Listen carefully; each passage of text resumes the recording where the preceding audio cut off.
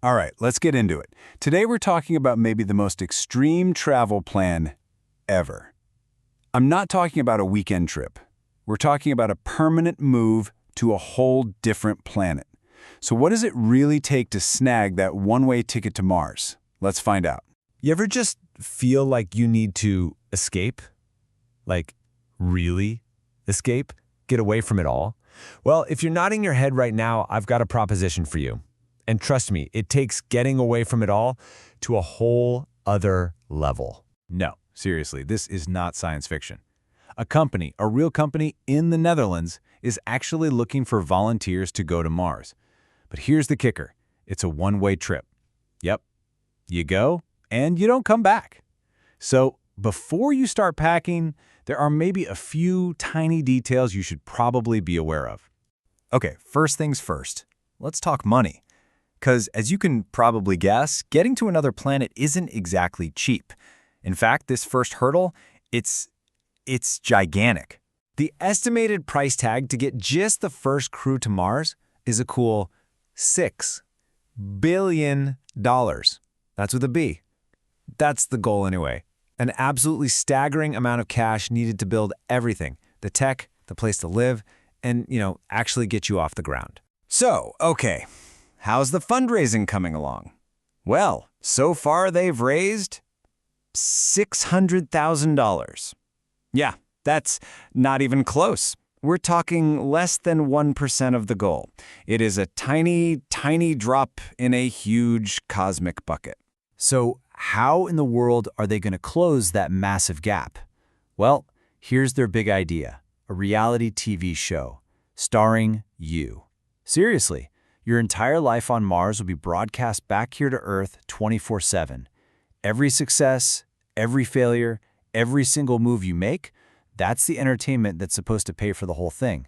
So, no pressure or anything. Okay, so let's just pretend for a second that the money problem is solved. Poof, it's there. Now we got to talk about the trip itself, a 6-month journey through the blackness of space. And believe me, during that time, some really wild things start happening to your body. Without gravity holding you down, it starts to go through a pretty radical transformation.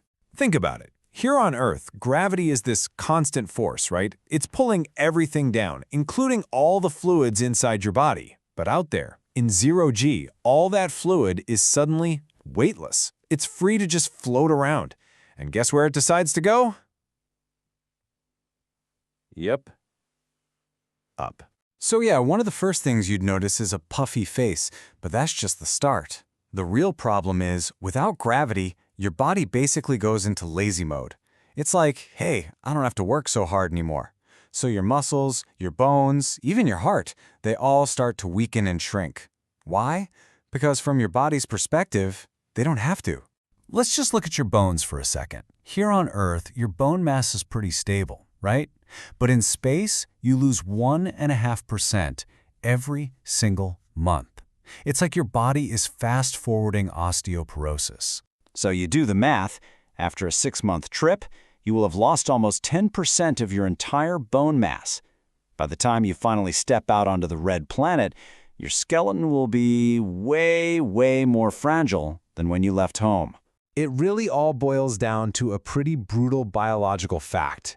Your brain has a very simple rule. If you don't use it, you lose it.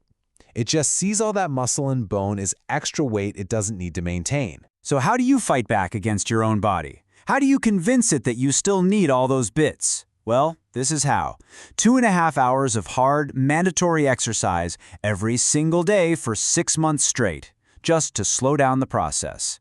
There are no rest days, and definitely no skipping leg day. All right, so you've somehow dealt with the money, you're dealing with your body falling apart, but what about just living? Like the day-to-day stuff. Let's get into the real nitty-gritty of life on a spaceship for half a year. I can tell you right now, it is not as glamorous as Hollywood makes it seem. So let's start with the bathroom, specifically the $10 million toilet. First off, forget about water. A flush would just send, well, you get the picture. It would float everywhere. Instead, you get your own personal color-coded hose. And I cannot stress this enough. Step 2 is absolutely critical. Okay, so what about, more intimate activities? I mean, you're supposed to be starting a new civilization, so it's a valid question. Well, based on what we've seen from experiments with other mammals, like rats, space is not exactly romantic. We're talking reduced sperm counts, and even when fertilization happens, the eggs just fail to divide. So at least for mammals, it seems like a total non-starter. And hey, on a slightly less serious but probably super annoying note, your hair. Without gravity, it's just gonna float. All of it. All the time. You'll have this constant, wispy halo around your head, and I guarantee it'll get into absolutely everything. Now let's talk about dinner. Space food has come a long, long way. I mean, the first guy in space, Yuri Gagarin, he literally ate nutrient paste from a tube. A few years after that, you had the infamous sandwich incident on Gemini 3, where an astronaut snuck on a corned beef sandwich and the floating crumbs caused a huge scandal. All of that history brings us to today's very, very strict rules about what you can eat. So rule number 1, the sandwich rule is still a thing.